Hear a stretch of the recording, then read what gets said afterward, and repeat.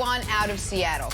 It's crazy since Russell Wilson is Seattle, but now there's a report from Dan Patrick saying the Seahawks, they're not happy with the way Russ is handling all this, and they use that dreaded word, we hate this word, unsustainable, for the situation in Seattle.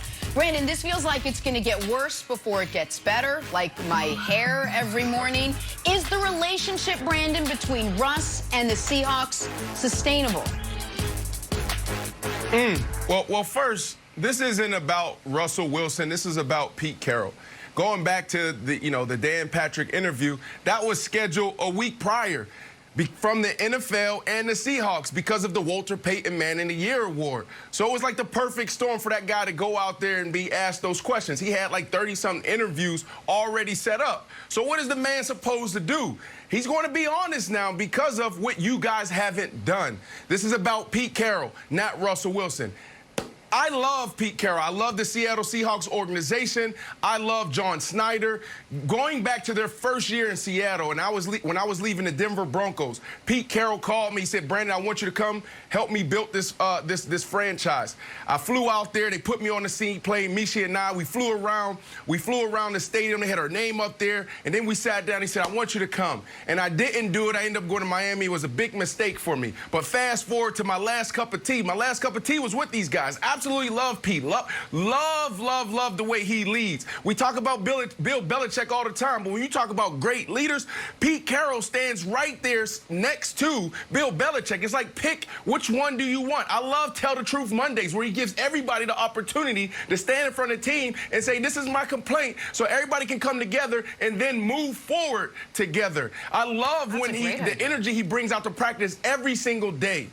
But with that being said, I do not like his stubbornness. I do not like that his inability to adapt. Like, we know who you are, but now you have to evolve.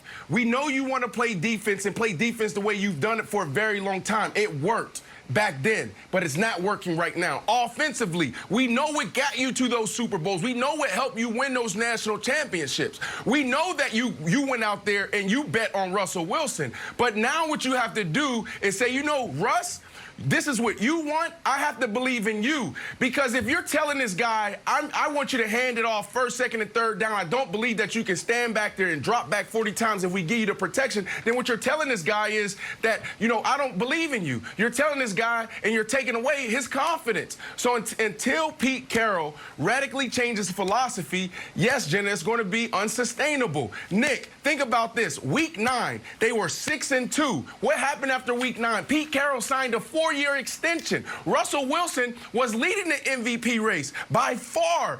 His defense was on pace to be the NFL's worst defense ever. So some would say, who was behind that extension? Russell Wilson. So now you're telling us, oh, well, you can get me the extension, but I'm not willing to bet on you and give you what you need to lead this team and give you the keys to the franchise. It makes no sense to me. So we got a real problem here, is what it sounds like, and one that, to Brandon's credit, Brandon was talking about a month ago, but Russell Wilson wasn't talking to anybody publicly, so it didn't pick up steam until Russell talked to the media, Russell talked to Dan Patrick, and then Dan Patrick furthered the story yesterday with his own reporting, which confirmed some of the stuff Brandon had been saying a few weeks ago. What it sounds to me like you have in Seattle right now, Brandon, to, you know, use a messy metaphor, you have like a gorgeous $5 million alpine skiing lodge and a Lamborghini. Those two things are awesome independently, but they don't really go great together. Like, it's like, well, I can't get my Lamborghini up to the lodge, and once I get there, it's all mountain and snowy. Can't really drive it. So, like, I'd like them both, but together they don't work. So folks will say, wait, but they did work. But that was when the Lamborghini was an ATV. That was when the Lamborghini was a young Russell Wilson, who was still brilliant and clutch and special, but not yet a fully formed MVP candidate. And that was when you did have the great defense.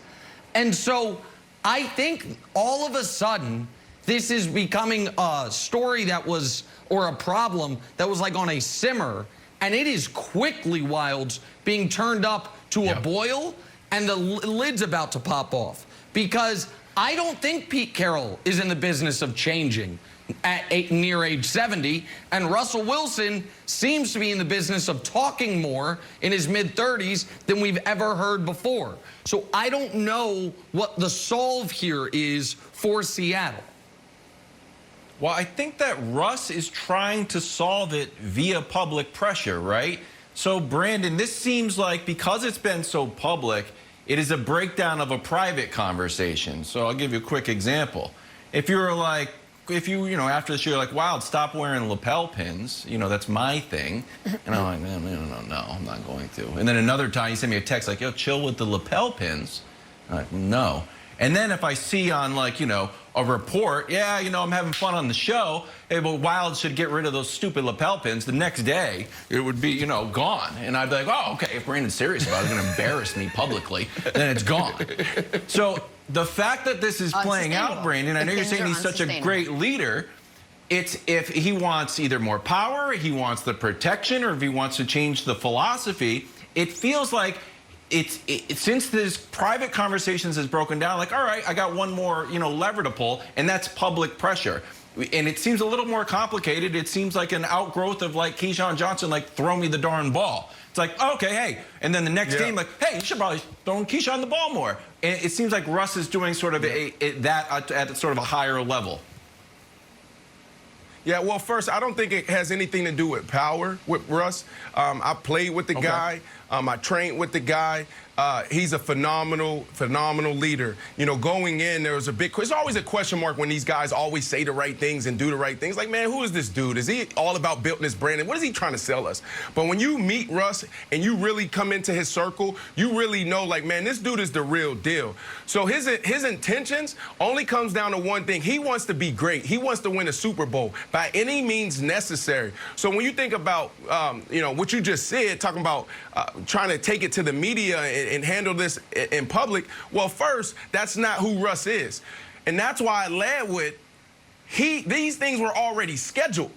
Because of the Man of the Year award, the Walter Payton Man of the Year award, the NFL, the Seattle Seahawks set this stuff up a week or two ago. So it was just a perfect storm where Jason Lockenfora is the one that reported this. And then we responded to it. But, I mean, we did start the conversation a couple weeks ago. But what are you supposed to do if you're Russ? Like, right now, players know that they're... Go ahead, Nick. No, listen, I have immense respect and admiration for Russ, and I know you know him personally.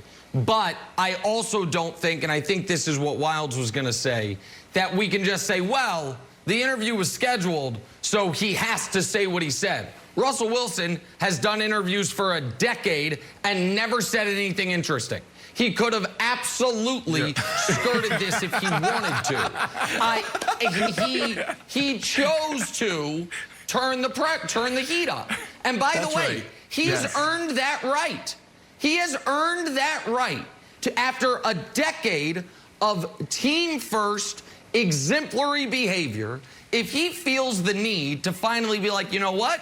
I'm not going nuclear on you, but I am going to use the fact that I always say the right thing to my advantage. Because for the first time, I'm going to say something a little different than go Hawks. And it's going to be listened to very closely because I never say anything different than go Hawks. And by the way, that's right. Go Badgers. It worked.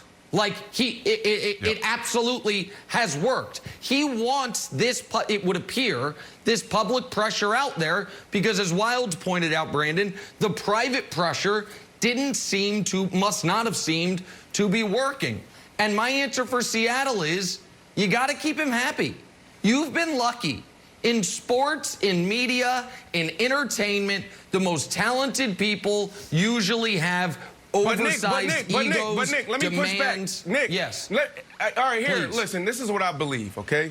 I don't believe that Pete Carroll believes in Russ. That's what I believe, okay? I don't believe that Pete Carroll thinks he can drop back 40 times. Because when you look at Russ, what the highlights, it's always him scrambling and making these magnificent plays outside the pocket. It's not him sitting there and throwing in rhythm. It's not that. But you got to understand the maturation of a player. You got to understand how a guy can get better. And I don't believe that Pete Carroll thinks Russell Wilson is a guy that can then go out there and drop back 40 times and get it done. He truly believes you got to play good defense, you got to run the ball, and you take shots. And I think that's where this whole thing is coming head to head right now. And then that becomes a whole nother conversation. All right, guys, we're going to set that aside for a second. Busy night in the NBA last night. Time for Nick's NBA medals. How about Kyrie dropped 35 as the Nets got back on track?